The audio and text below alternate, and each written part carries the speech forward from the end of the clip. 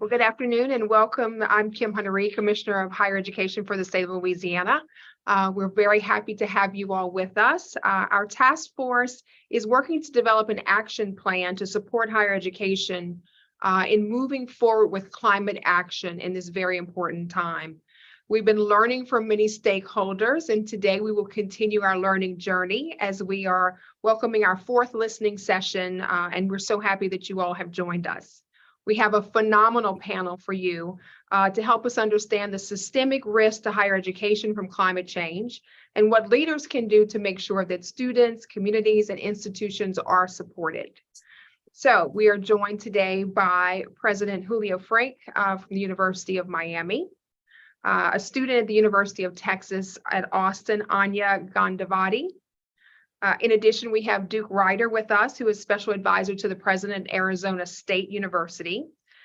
James Ratlingleaf, who is a Tribal Indigenous Advisor at the Cooperative Institute for Research and Environmental Science at the University of Colorado Boulder. Go Buffs. And finally, we are hearing from Dr. Kristen Goodrich of Adaptive Mind Project. So each of the panelists will have an opportunity to share information with us, and then we'll ask the task force members to ask any questions they may have. So panelists, don't forget to put those questions in the chat so that we can call on you. And of course, we want to thank our audience for watching online and joining us here today. So let's get started. We'll begin with President Frank, who will give us an overview of how the University of Miami is developing a culture of preparedness. They've launched a Climate Resilience Academy, and they've led resilient network initiatives in the region as well. So President Frank, thank you. Thank you, Commissioner Reed. I'm truly delighted to join this very important conversation. I also have to note, before I get into the issues of preparedness and resilience, how proud I am to have a double alumna of the University of Miami, who's Dr. Kristen Goodrich, as a fellow panelist. So the University of Miami is engaged in climate action in 4 ways: through research, education, application, and innovation. And I'm very briefly going to give you some highlights of each of those. First, of course, we are a producer of the knowledge necessary for action as a comprehensive research university. We're producers of knowledge. Research is essential to understand the root causes of climate change and the effectiveness of different or alternative approaches to address those root causes. Our research strategy encompasses the entire cycle of knowledge, from basic research to translation into both technologies and policies, which can then guide the actual implementation of solutions. So at the University of Miami, we've developed a comprehensive portfolio of interdisciplinary research on climate change. It is our #1, let's say, substantive priority in research, and we created something called LINK, the Laboratory for Integrative Knowledge, which provides seed funding for projects spanning across the university. And some of the projects address topics like extreme weather modeling, coastal resiliency, design of smart cities, and the health impacts of extreme weather and heat, just to name a few. I'll have a little bit more to say about innovative research in the way of organizing research at the end of my comments. Now, obviously, we know that there's a very deep connection between research, excellence in research, and excellence in education. So that quickly brings me to the second form of action through which we are engaged in climate. Obviously, we are, as an education institution, this is, again, one of our top focuses. And that means 2 complementary but different aspects. One is preparing specialized in the field that focuses on climate. But it also means at the same time offering all our students an opportunity to understand ways they can take action to be part of the solutions to climate challenge as the quintessential existential challenge of our times.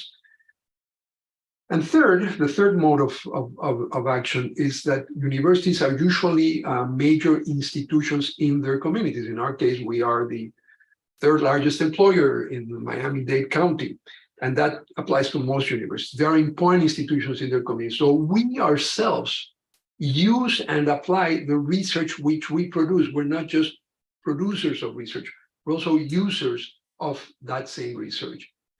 Miami in particular, the city, the region, has been referred to as ground zero for climate change. We experience flooding and extreme weather every year. And of course, sea level rise is an acute existential threat. So we at the University of Miami have committed to a number of sustainability initiatives to put best practices in place. It is what I call being an exemplary institution, meaning that by the values we espouse and the behaviors we exhibit, we set an example to the larger society of which we are a part. And finally, with respect to climate action, the last element is innovation. And here, we're engaged in what I could best describe as meta-innovation, which means that we innovate in education in order to educate innovators. To educate innovators, we need to innovate in education. We need to have new forms of educating. Just to give you one example that's relevant for today, last year we launched a 3-year Bachelor of Science program in Technology, Innovation and Design. It encompasses 5 of our schools. The program is deliberately by design interdisciplinary and immersive. From the first day on campus, students in the program engage in projects with partners in the community. All of that gives them that experience, and a lot of those partners are innovative startups, and a big part of that here in Miami refers to climate tech and other forms of innovative action. So this idea of meta-innovation, innovation in education to educate innovators is very key. Another way, and this is where I will end my comments, is the way we seek to integrate the previous 3 modalities of action: research, education, and application. And we've done that through something called the Climate Resilience Academy, which we launched last year. Academies in our language are not organizational structures like institutes. Instead, the academy is a functional unit that supports every one of the schools and colleges in interdisciplinary, problem-driven research and education, in training of the next generation, and in the delivery of solutions to climate change impacts and related stressors, in partnership with industry, government, other universities, and other stakeholders.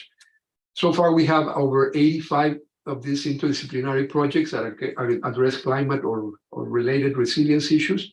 The projects align with 3 overlapping thematic platforms: infrastructure and environment, human and societal health, and economic development.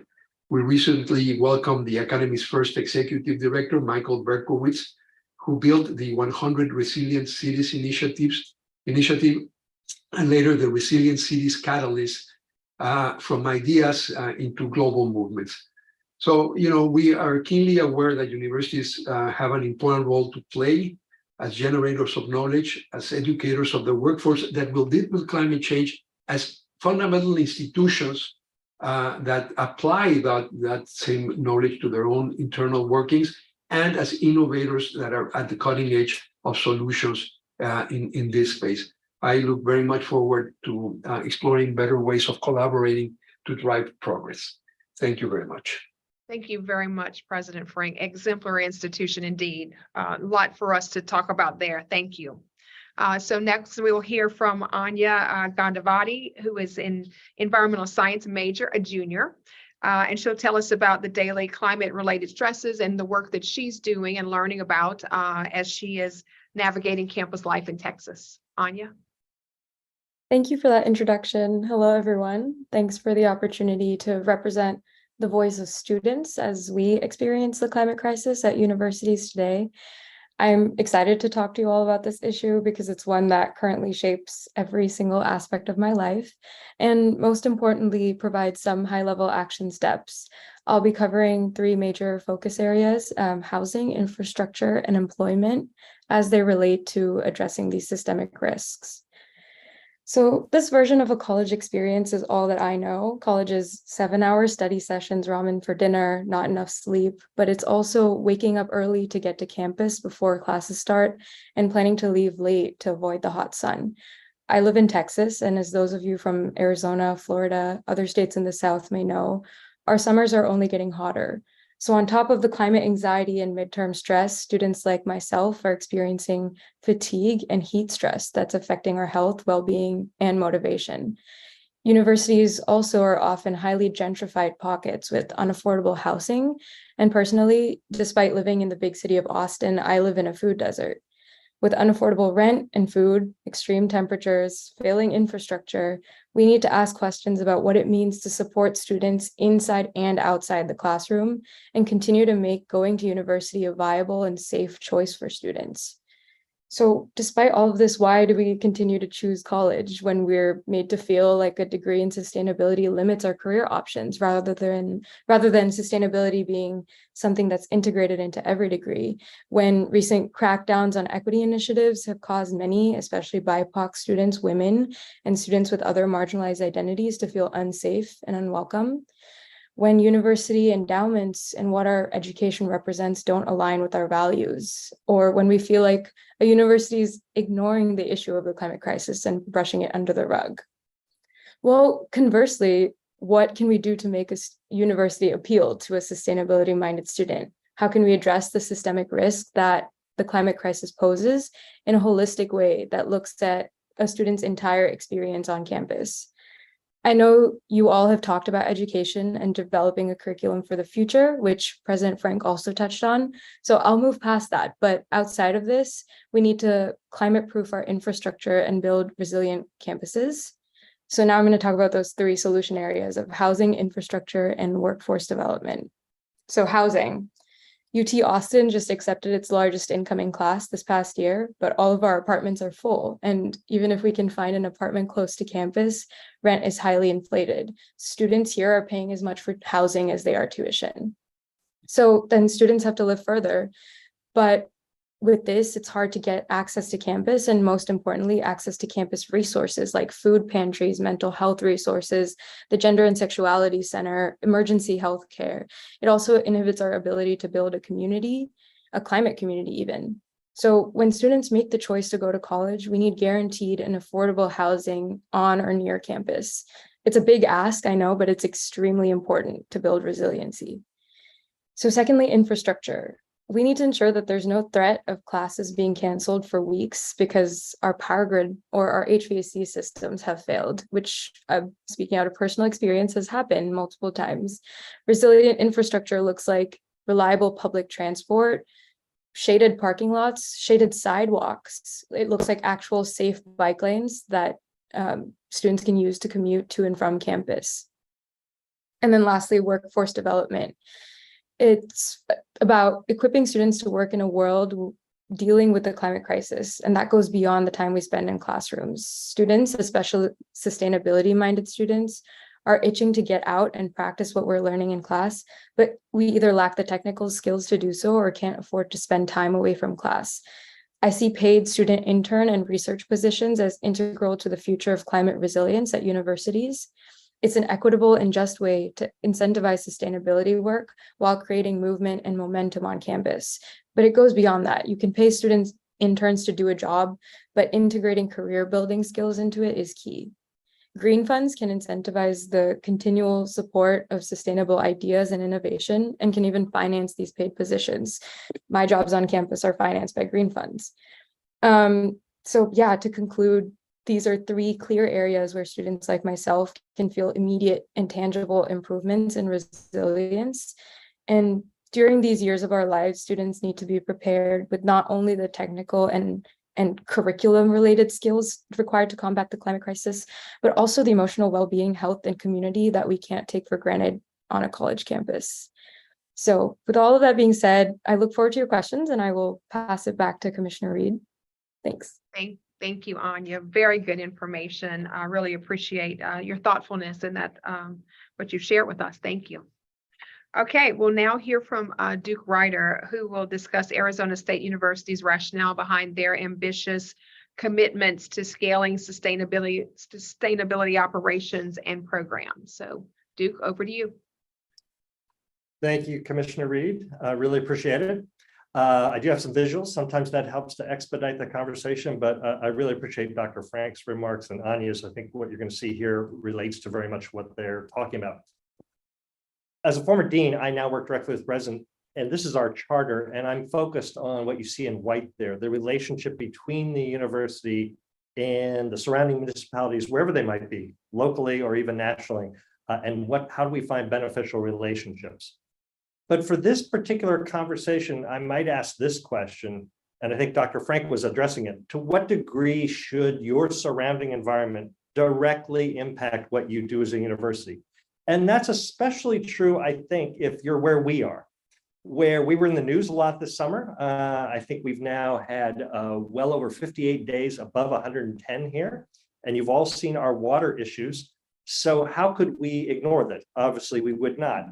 And in fact, the governor's not ignoring it. She's talking about how we're going to use water in the future, how we can grow or not relative to our conditions. Well, we've got to pick these things up as a university. So I would organize my thoughts to you in 3 concentric rings: our environment, our programs, and our students. With regard to what Anya was just talking about, how do we make the campus look like it knows it's in the desert? Which would mean responding to issues of heat and water, the 2 big issues I just mentioned. So what you see on the left is our Global Institute of Sustainability, which is dedicated to all our resiliency programs. And notice we have highlighted the canal that makes this place possible so that students are aware of things like water. And we have shade structures generating now about 70 megawatts of power while creating areas that are appropriate for students, just as Anya mentioned. There are many things that the folks who handle our facilities are working on with regard to how to make this campus a better place. You can see some of the booklets there, and I'll be happy to share any of these with people later on. And we have fund for immediate projects, midterm projects, and long-term projects dedicated to addressing a more sustainable campus. And I'm sure probably Dr. Frank has the same, and others do as well. We treat our campus like a body, so to speak. We should know exactly how much energy it's consuming, how much water it's consuming, and make people aware of that so that they can then lower the air conditioner in certain buildings or use less water, whatever it might be. And very particularly, Anya mentioned power going out, not having air conditioning. We have a very robust program about continuance of operations should things like that happen. We take it very seriously, and as this slide suggests, we're all risk managers in this regard. And ASU has received a number of awards and accolades for what we're doing. I won't dwell on these, but it's nice to have seen our efforts recognized. What struck me about preparing for this conversation is I met with our head of sustainability, who said, in spite of the fact that we have been recognized, we are looking to increase all of those things through the notion of a fully sustainable university. And you can see some of the things that we intend to do on top of what we've already done.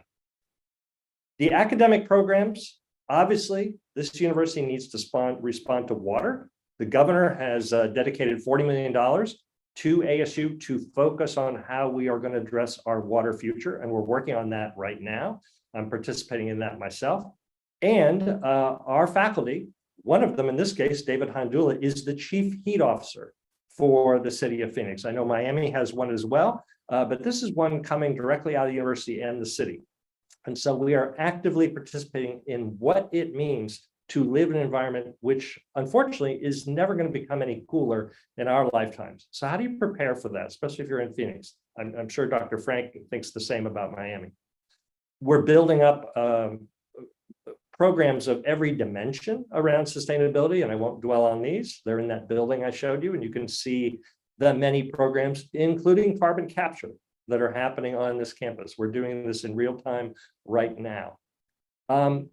All of the things that I'm showing you, especially those that I work on, again, are about the connection between the institution and the community we serve. So I would point to things at a very particular scale, like looking at 1 square mile of Phoenix, in this case, the Maryvale district, which is under a lot of stress socioeconomically, as well as a result of climate change. So we really focus on the built environment that we're part of, and I think, as Dr. Frank also mentioned, demonstrate exemplary practices in that regard.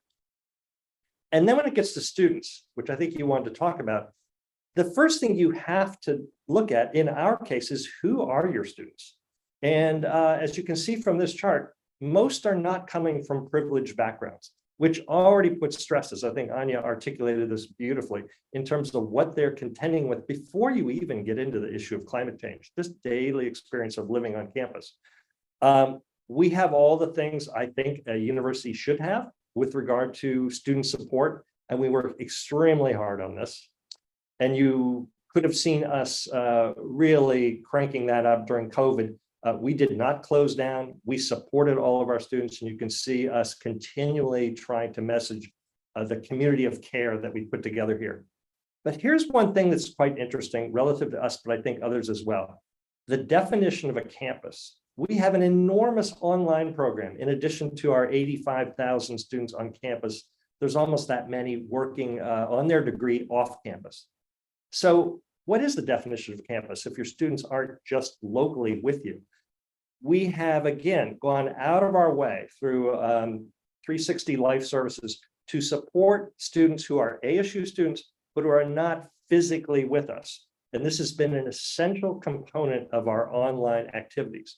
But it extends even further. We think about our students who are experiencing disasters, catastrophes, climate change induced things, where they live while getting a degree from us.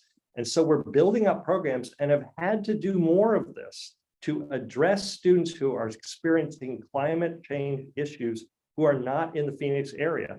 And you can see just some of the ones that we have responded to. So this is a new way of thinking about what is your campus, what is your student body, and what are your obligations to those people who are degree seekers at your university, even if they may not be, quote unquote, on campus. So I would close with this slide, maybe a little harsh, but on the risk side, this place might get too hot and becomes unappealing to students and others. Maybe our research doesn't come through as quickly as it needs to. Maybe students see their future slipping away because of climate change and become despondent and disengaged. That's a bad outcome, obviously. On the other hand, we have the opportunity in Phoenix to be an exemplar for how arid communities should be constructed around the globe. Our research should produce a photon-based economy, water positive industries, et cetera, et cetera. And finally, we should be equipping students with the knowledge to see themselves as contributing to solutions and feeling as though they're engaged in the most critical issue of our time. So I think this sort of captures, if you will, the thoughts that I had while putting this together for this discussion. By the way, I assume we'll maybe distribute this, but people who you might want to contact who are experts in some of the areas on campus that I just spoke about, I'd be happy to connect you to them if you'd like to do that later. So I hope that was helpful. That's excellent, Duke. Thank you so much. Very helpful. And I definitely want to hear more about the campus metabolism diagnostic as well as many other items. Okay, so now we want to hear from James Rattling-Leaf. He's going to share with us his insights on how he's bringing Indigenous peoples' traditional knowledge together with Western culture, Western climate science to inform climate resilience programs. Very important. James? Well, good. Well, thank you, Dr. Reed, and thank you everybody for the opportunity to be with you today and to share some of the things that we're doing at the University of Colorado Boulder.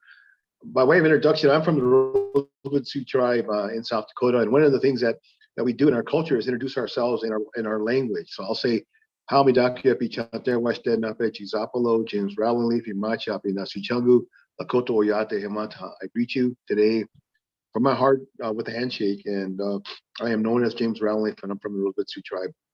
And so today I just wanted to share some things that we were doing at the University of Colorado Boulder on the work that I've been a part of for about 6 years now, even though this topic is bigger than that, the term of traditional ecological knowledge.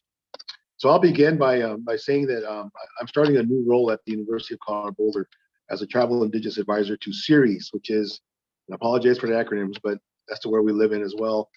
It's a Cooperative Institute for Research and Environmental Sciences. It's NOAA funded. And if you're paying attention to what's happening around our country, America, you know that there is a great effort to include and to better understand traditional knowledge. And so that's happening within our government. And so in my role at Tribal Advisor, I get opportunities to speak and to be part of conversations about the importance of what is traditional ecological knowledge and why does it matter. And I do think that it's something that as universities, we have to, again, consider but also try to do those things in a better way.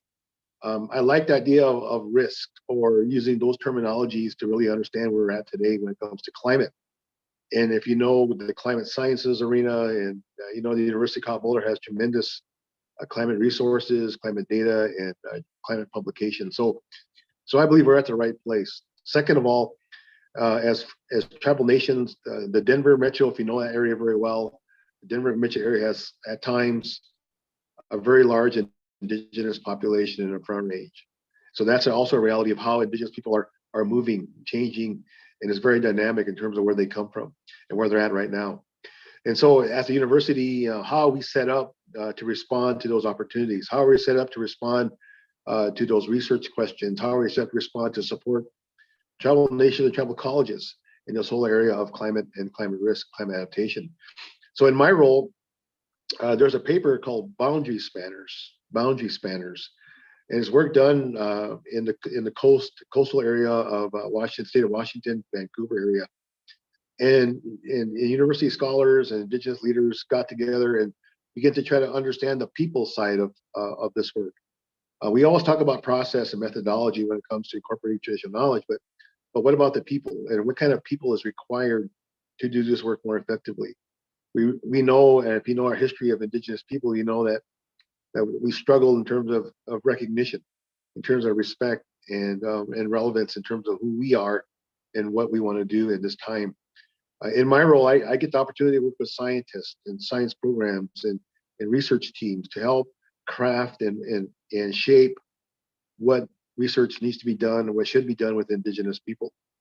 As was stated in my introduction, the role of indigenous knowledge is very important. And I like the comment about the people part of this work. If indigenous people, we've had to be resilient to even be here today. We had to survive everything that happened to us. And so in 2023, I'm here because of my relatives and my relations. They survived assimilation. They survived removal. They survived those key policy things that affected all indigenous people here in America. So what do we do? What do we do going forward? Well, I think positions like mine are very important in that you need indigenous voices at the table. You need indigenous voices part of the design. You need indigenous voices part of co-producing and co-designing research, and how that, relates to where we're going as a country. I do think that on the human side of it, we have to understand intergenerational trauma. So I want to raise that here with you today. What is intergenerational trauma? Again, and why does it matter? Because I do climate change, climate hazards, they exacerbate intergenerational trauma. And so we have to deal with that. We are dealing with that as a tribal people today, but there needs to be more work done in that area, even to understand how it's impacted us, the intergenerational trauma, in terms of how we are as a people and how we go forward and how we position ourselves in the world to offer what we need as indigenous people to address climate change.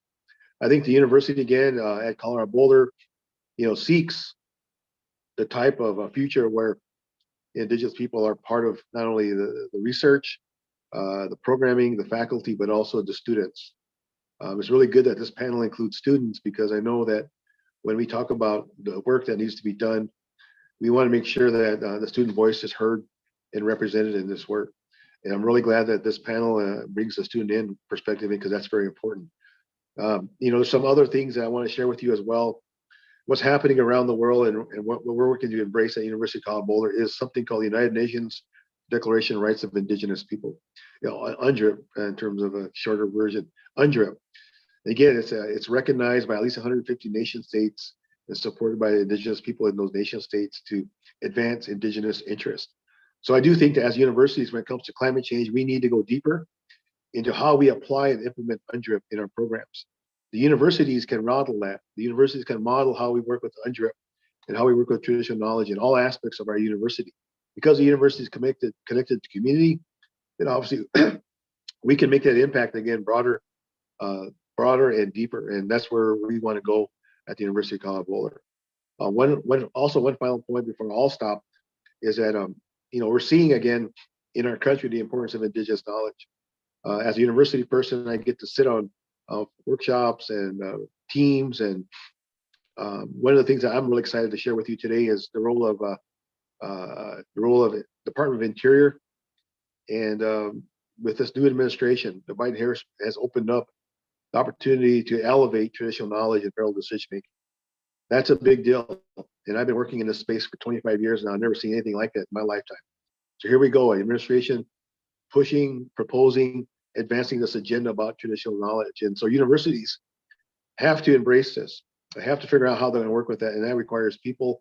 So I'm an advocate again for funding these activities, bringing in Indigenous knowledge holders as having the same standing as a PhD faculty person, having the same standing so they can be part of research design projects, having the same standing so that they can be funded at a respectful way so they can participate and bring their knowledge into all these things that require success, I think, in working with climate change and risk adaptation.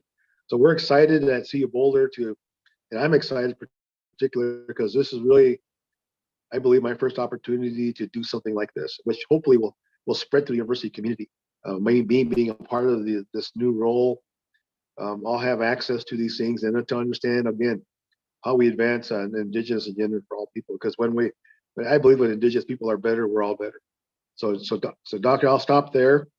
Thank you. Again, thank you for the opportunity to be with you today. No, I appreciate very much your words about going deeper and the importance of a traditional knowledge. Very, very well said. So thank you very much for participating and lifting the importance of the student voice, because we could not agree more on that as well. Okay, we have one last speaker. But before I call on our last speaker, I want to remind the panelists, if you have questions, please go ahead and put your questions in the chat so that we can go rapidly to questions once we hear from our last speaker, because I know you have lots. I have a couple of pages already myself. So now we'll turn to Dr. Kristen Goodrich, who will discuss the work of the Adaptive Mind Project in cultivating support for adaptation professionals and others, including students and educators. So thank you for joining us. Thank you so much for having me. It's an honor to be on this panel. And just sincere thanks, Commissioner Reed, and to the task force for the invitation. My name is Kristen Goodrich. I am based at the Tijuana River National Estuarine Research Reserve, which is a federal state nonprofit entity on the US-Mexico border that's looking to conserve one of the last intact coastal wetlands we have left in Southern California, but through a lens of social ecological framework, really, of social ecological health and well-being.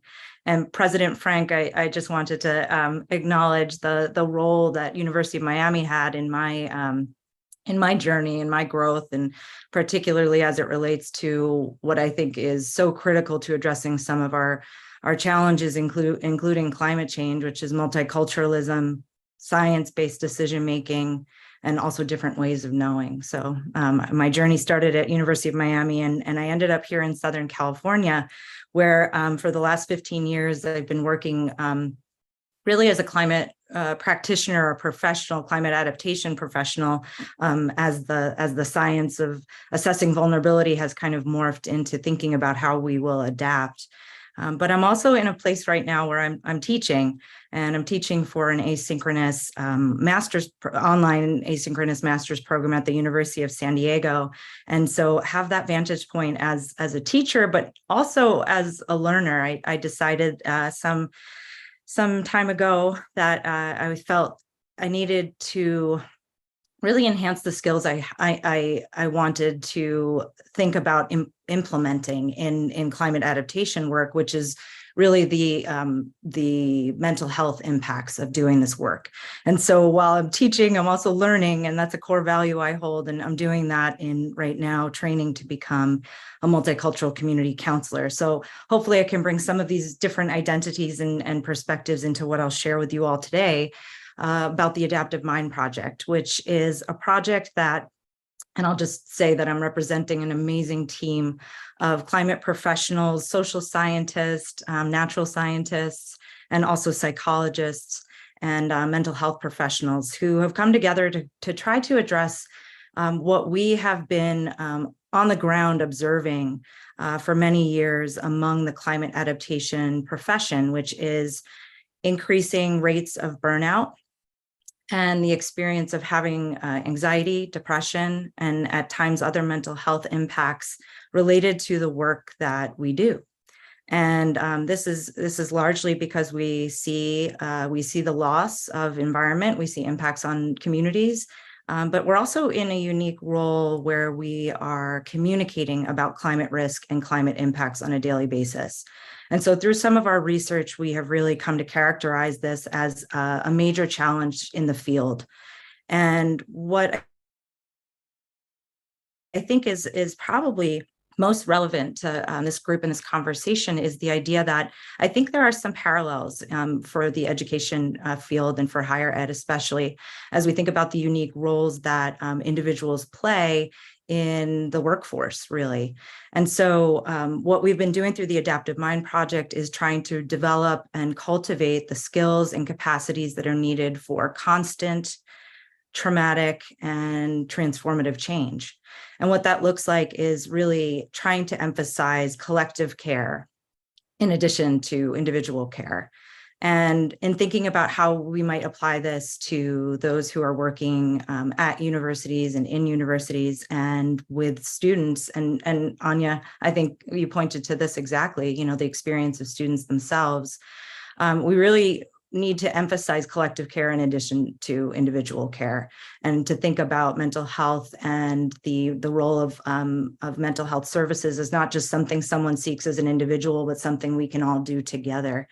And this could look like campus-wide events. It can look like healing circles. I saw in the Arizona ASU slide a healing circle, an example of that, which was amazing to see. But really, any forum where people can feel less alone in this and seen and heard, and that these opportunities can be more focused on emotion and emoting rather than some of the technical aspects of climate change or some of the more scientific or projection based.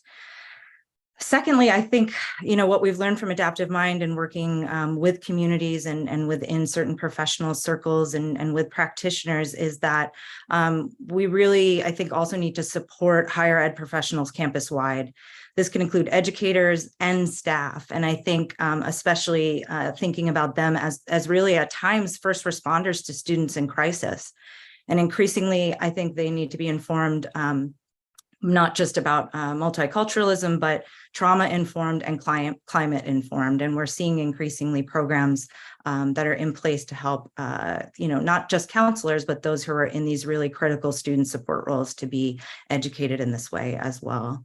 And finally, I'll just share another lesson learned from our Adaptive Mind work, that we recognize that for many students, they're going to be heading into careers that require skills and capacities that involve, again, constant traumatic and transformative change. And they're going to need the stamina to be able to continue to do this value-driven work. And so this psychosocial support infrastructure through programs like the Adaptive Mind are something that we think might be helpful in order for the campus communities and beyond, you know, to be able to endure and survive and adapt in a new climate reality. And I particularly appreciated, James, your comments on boundary spanning. I think that's a really important framework that and lens through which I look at the work we do in the border region.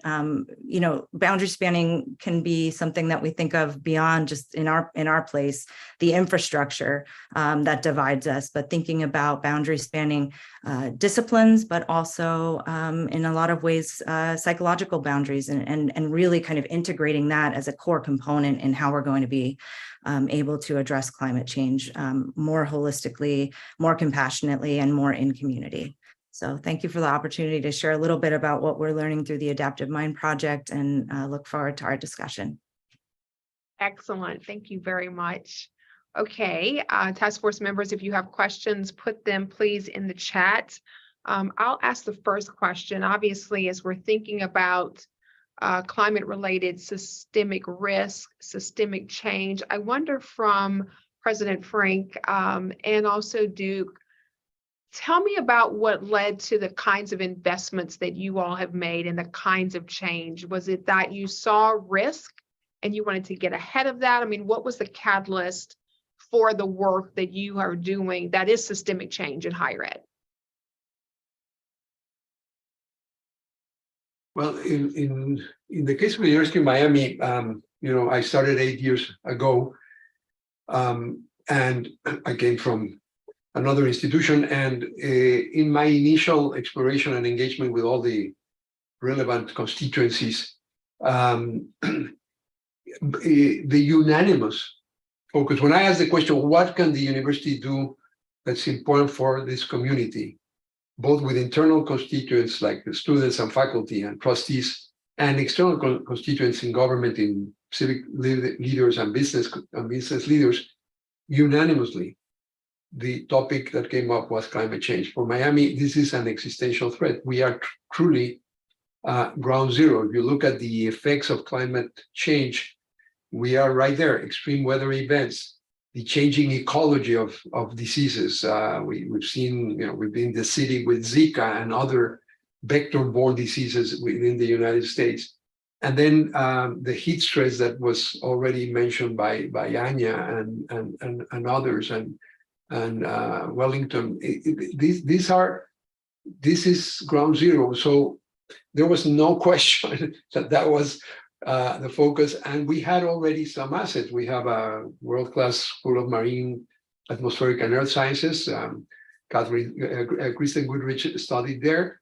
That has some of the top climate scientists. We have a School of Architecture that specializes in urban resiliency. We have in the engineering department, in civil engineering department, a group working on new forms of concrete that's more resistant to rising sea levels. So it has been, we have other topics like migration is another big topic that we deal with, and they are all interconnected. But the topic that brings together practically every corner of the campus in the humanities, we have a group working on the way different civilizations have dealt with existential threats in the past, to see what we can learn from the historical, the literary record about previous experiences. So this has been truly the catalyst. That's why we started this idea of an academy, defining academy like we talk about the national academies of science and medicine and engineering, a convening place, a place where all these different intellectual assets can come together and then partner with members in the community, companies, government, to try both to advance knowledge and at the same time to see how we translate that knowledge into solutions and how we execute.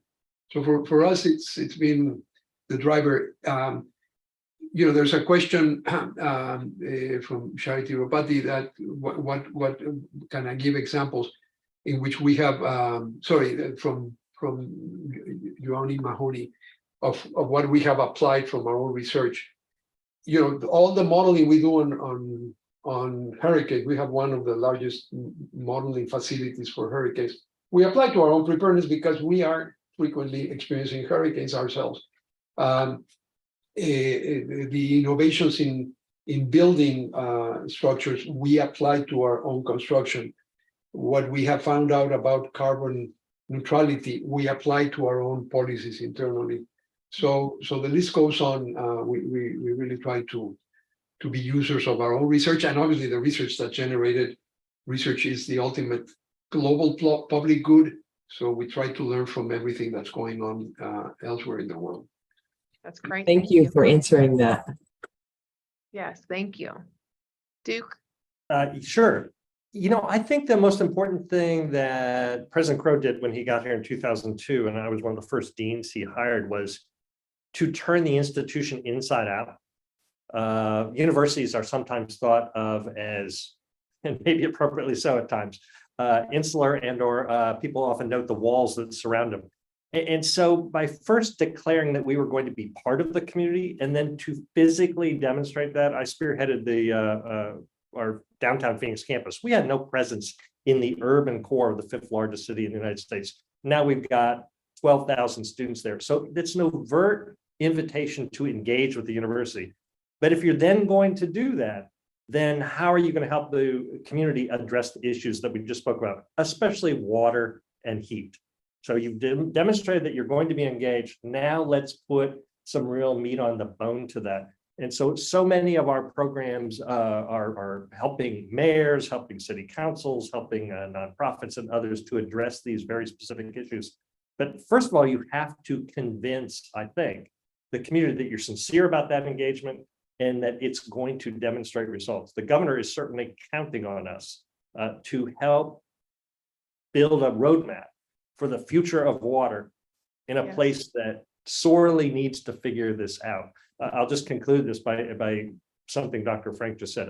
My experience, it has a lot to do with New Orleans, which is why I mentioned I'll be in New Orleans and Baton Rouge.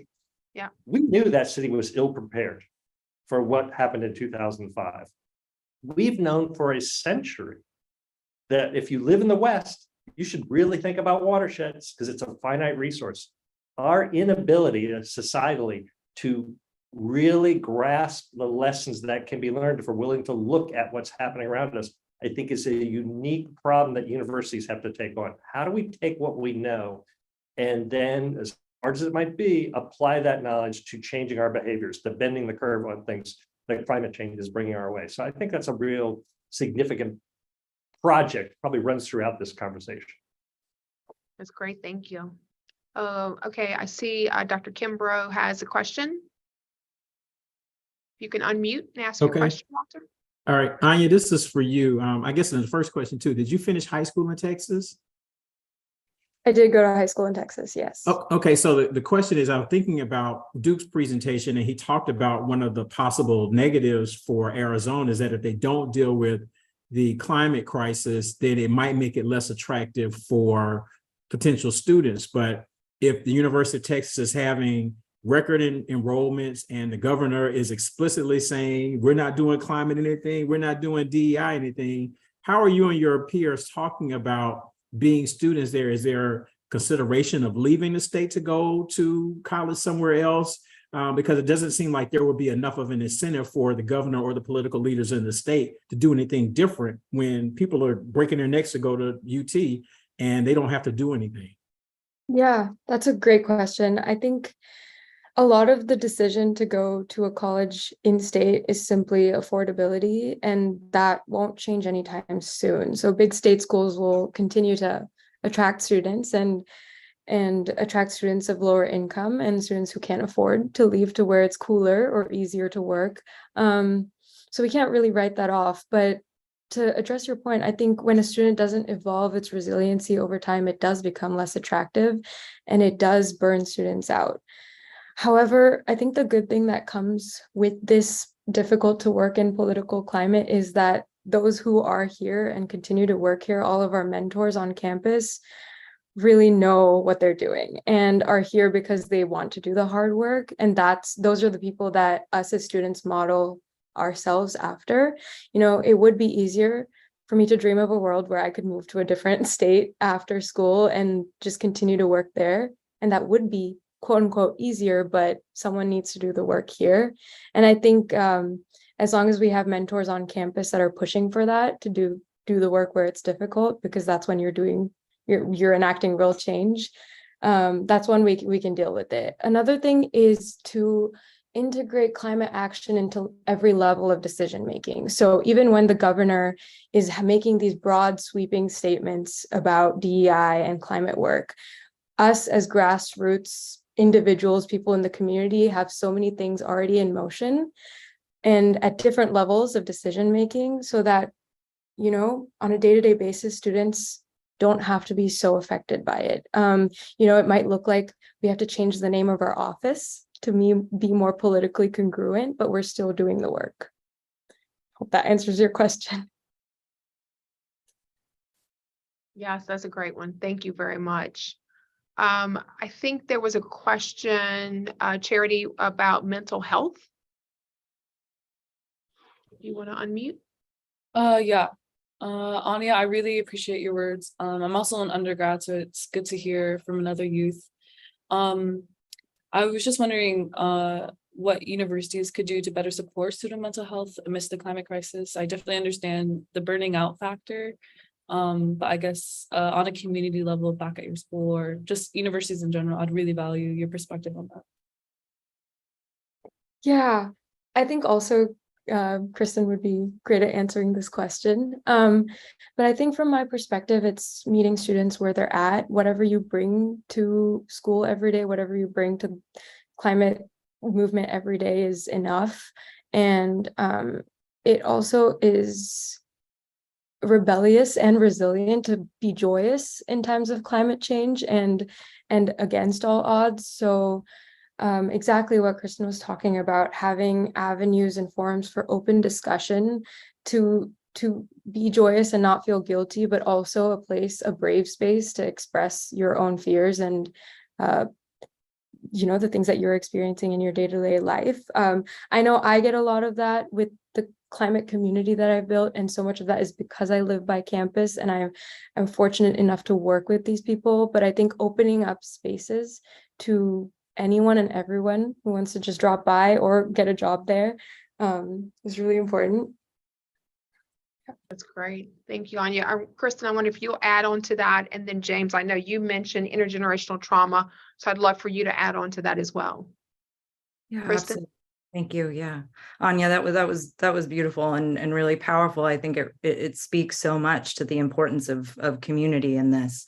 And finding your community. I think what's also important in this work is for the campus workforce to really be trauma informed and really assuming that an individual is more likely than not to have a history of trauma, and that increasingly those intersectional traumas will be occurring in the face of natural disasters in the communities that often students are living in while they're attending university. And so having staff, I think, be prepared, trained up, and increasingly there are programs in place, like certificates even that I can think of in climate psychology that both educators and staff and on-campus counselors can be trained up on, in addition to some of the other kinds of offerings like Adaptive Mind, where we're trying to, as Anya so beautifully articulated, really help people find community in this and find support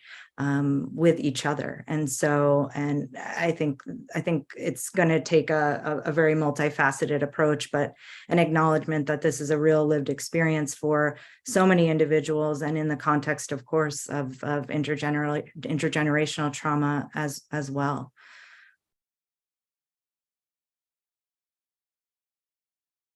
Thank you, James. Do you want to add to that? Yeah, thank you for the question. I mean, so I do a lot of work with Indigenous elders, and they talk about how fast the world is moving now, and they encourage us to slow down and reconcile with the land and with the world. And I do think there's something to that, and I do find that in my work, when we talk about things related to climate change and the impact and the risks, we hear these stories.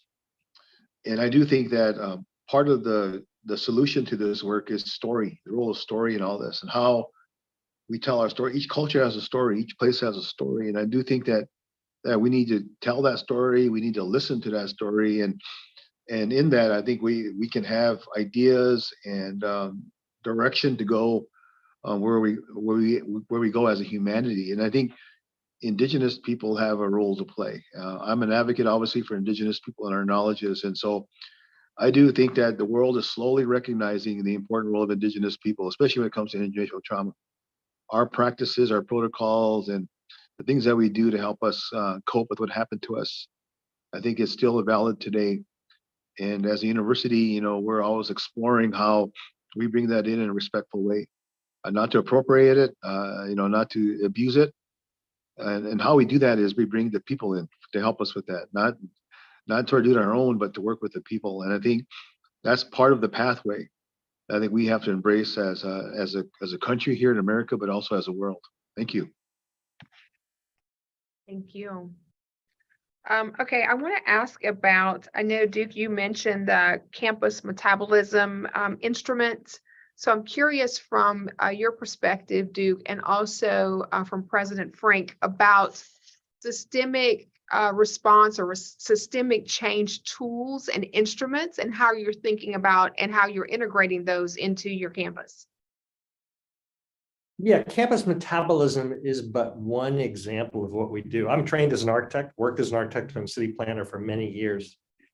We now have the tools to cause our buildings to behave in response to climate, both seasonal change as well as longer term change. We can know how our buildings are performing, and therefore we don't have an excuse for not doing more to demonstrate how they can use less energy, use less water, those kinds of things. And so campus metabolism is an example of making that knowledge present for the people on campus. So students, faculty, others going into our buildings understand that the campus itself and the buildings on it are living organisms, and we can modify them.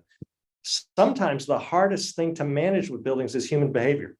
You can put all the bells and whistles like on automobiles and other things, but unless people feel an obligation to adjust controls on buildings or not open windows when they shouldn't be, or doing whatever it is that would make these places less sustainable, that's a real challenge. But we have the information available to us now to understand what we're doing, and therefore, again, as I said before, how to bend the curve on some of our practices. So I think it's important to make people aware of what the campus really is. And, you know, very similar, and I do love the idea of campus metabolism. I think it's a great analogy. But, you know, it starts with long-term planning for the university. We work very closely with the local municipal authorities, and we have 3 campuses throughout the Metro Miami. The main one is in the city of Coral Gables. We work very closely with them in the long-term planning as part of the planning for the city, because as I said before, we are a big part of that. Secondly, the master plan that we have for our 3 campuses, the others 2 being the Marine campus and then the medical campus, take now into account climate adaptation as an active element, and everything we are building now, including we have renewed completely every part of the residential facilities. That will be done by 2026. Every residential unit will have been completely built new, and it will be built to different standards, both for withstanding extreme weather events, but also to deal with the big problem here, which is rising sea levels. And then there's the question of preparedness. I mean, just constantly being ready. We've developed, because this university was born the year was born in 1925. The next year it had probably been the largest hurricane in the history of Miami, and it went through a number of large hurricanes. Preparedness is built into the structure of everything we do. So those are some examples. And then we do have the long-term planning. What happens if we can't mitigate some of those risks? How do we think about the future of the university? Great, thank you. Okay, we're almost at time, but I know Bridget had a quick question as well, so I want to make sure she has time to ask her question. Thank you so much. Wanted to go back to Duke, but also Julio, you can answer this. I think, you mentioned the heat in Arizona, just how many days, and there's now this feeling of permanence, quite frankly. I wonder if the university or any of the universities have thought about more dramatic changes. For example, what we've seen in other countries, shifting the school schedule so you don't have classes in the middle of the day, other kinds of things. And then how that interacts with the health of students. I know you've talked a little bit about that, but also the health of your faculty, of your staff. How are you dealing with those concerns? Yes, starting with the last one, the accolades that the staff rightly deserved through COVID, they were here feeding students. They were here taking care of the grounds. They didn't have the opportunity to work from home. And so we did a lot to recognize the role of the staff in making the university sustainable. Hugely important. And that's what David Handul is doing as the chief feed officer for the city of Phoenix. He's taking the learning from the campus, which I think Dr. Frank has said this, universities should be laboratories for this. If we don't do it, who will? But what can we learn from our activities here, treating people properly, including the staff, students, faculty, and then migrating that activity to the city? So we're doing that. You mentioned in your question, adjusting schedules. You got me there. I do not understand why high schools here and universities start in early August. Now, on the other hand, there are some discussions about loss of learning over summers for, K through 12 students or whatever. Maybe we just need to keep learning more continuous. And I get that. But strangely enough, we have more summer students than we've ever had before. So there is an appetite for learning, and we don't want to accommodate that. And but I think adjusting schedules when and where appropriate would make perfect sense. I would say one last thing about this. Again, I bet Dr. Frank thinks the same. The utilization of the facilities that we build on university campuses could be improved. We should, if we're going to build, we should really use those facilities and maximize their advantage to the community and not leave them dormant and just being mildly air conditioned over the summer with nobody in them. So there's a tension there, Bridget, between making sure that we're properly taking advantage of the assets that we have here and then not squandering resources by running AC full blast in the middle of the summer. I'm totally with you. I don't think we're quite there yet. Well, since we're out of time, I will echo everything you just said. And those are, when I talk about the longer term planning, those topics, which is like the scheduling, are certainly very, very importantly there. Yeah, we're going to have to be creative. I hope we can prevent some of those adaptations by acting now, but we have to be ready for whatever comes our way. All righty. Well, with that, we are at time for this portion of the program. So I really appreciate everyone for participating in this fourth listening session of the Higher Education Climate Action Task Force. Our next listening session will be November 2nd. We'll hear from speakers who will tell us about how HBCUs, MSIs, and tribal colleges and universities and community partners can drive equity-focused action on climate. So we hope you'll register and join us for that session as well. So that concludes today's session.